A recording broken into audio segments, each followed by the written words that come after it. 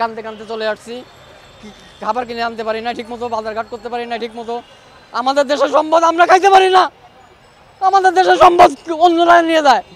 এই দেখেন, সাধারণত ইলিশ মাছ যে দেশে চাষ হয় না, আমাদের দেশে তৈরি মানে জেলেরা ধরে, সেই মাছ আমরা কিনে খাওয়ার ক্ষমতা রাখি না কেন? আমরা চাই এই দেশটা যেন যেই আসুক, ডক্টর ইউনূস তাকে আমরা ভালোবাসি, সেই দেশের সম্পদ, আমাদের গর্ব। সে সুন্দর করে পরিচালনা করে দেয়। আর সে যদি না থাকে, সে যদি চলে যায়, তাও বলবো সে চলে যাওয়ার পরেও যেন যে শাসককে এখানে দিয়ে যায়, সে যেন একজন পুরুষ শাসক হয়। পুরুষ শাসকের আমলে কোনোদিন এই আয়নাঘরের নাম শুনি নাই, কিন্তু এই মা শাসক মানে নারী শাসক থাকাকালীন এই আয়নাঘরের নাম কিন্তু জাতি দেখছে, শুনছে। তাই পরবর্তীতে যাতে আয়নাঘর নারীকে এই জন্যই চায় না যে ফিরে যদি নারী ক্ষমতায় আসে, তাহলে এই দেশে আয়নাঘর না, এই দেশে ভয়াবহ ঘর তৈরি হতে পারে, দেখা যাচ্ছে চিরুনিঘর হইতে পারে, চিরুনিঘর নাম হইতে পারে। যেহেতু আয়নাঘরের নাম হইছে, আয়নাঘরের নাম তো সবাই জেনে গেছে, এর পরবর্তীতে যদি কোনো মা শাসক আসে, তখন চিরুনিঘর হবে কিনা তার তো কোনো গ্যারান্টি নেই। নারীর নেতৃত্ব থাকাকালীন আমাদের দেশে কী কী ঘটনা ঘটে গেছে, যেমন ধরেন এই যে বিডিআর বিদ্রোহ, পিলখানায় যে হত্যাকাণ্ড হয়েছে, আপনি চিন্তা করেন কারা এসে আমাদের দেশে ঢুকে মনে করেন যে বিডিআর সেনাদের অফিসারদের মেরে চলে গেল, কেউ কিছু জানো না। আজব ব্যাপার, ওরা কি অলৌকিক না ওদেরকে অধরা, ওরা দেখা যায় না?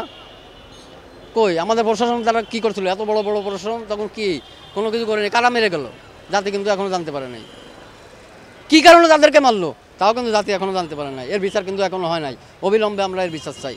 জাতি অবশ্যই, কারণ এটা নারী নেতৃত্ব শাসন আমলে ঘটছে, তাই নারীকে দায়ী করি।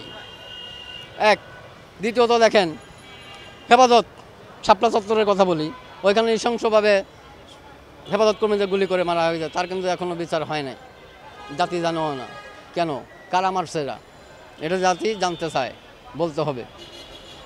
তৃতীয় কারণ দেখেন যে আমাদের দেশের রাজাকারের ফাঁসি সবাই চাইছিল এক সময়, আমিও চাই, আমি জাতি হিসেবে আমিও চাই যে একজন রাজাকারের ফাঁসি হোক। কিন্তু যাদেরকে ফাঁসি দেওয়া হয়েছে তারা কি আদেও রাজাকার ছিল কিনা তা কিন্তু জাতি এখনও জানতে পারে নাই।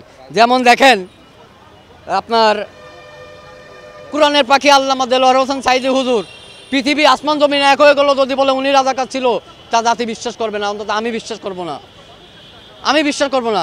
তাকে অন্যায়ভাবে বন্দি করে তাকে শেষমেশ হত্যা করে ফেলা হয়েছে। আল্লাহর একটা বিচার আছে, গজব নেমে আসবেই, এই পৃথিবীতে গজব, আবারও এই দেশে গজব নেমে আসবে যদি এর বিচার না হয়। এই কারণেই আমরা চাই না যে কোনো নারী শাসক ক্ষমতায় আসুক, পরবর্তী প্রজন্ম যেই ক্ষমতায় আসুক।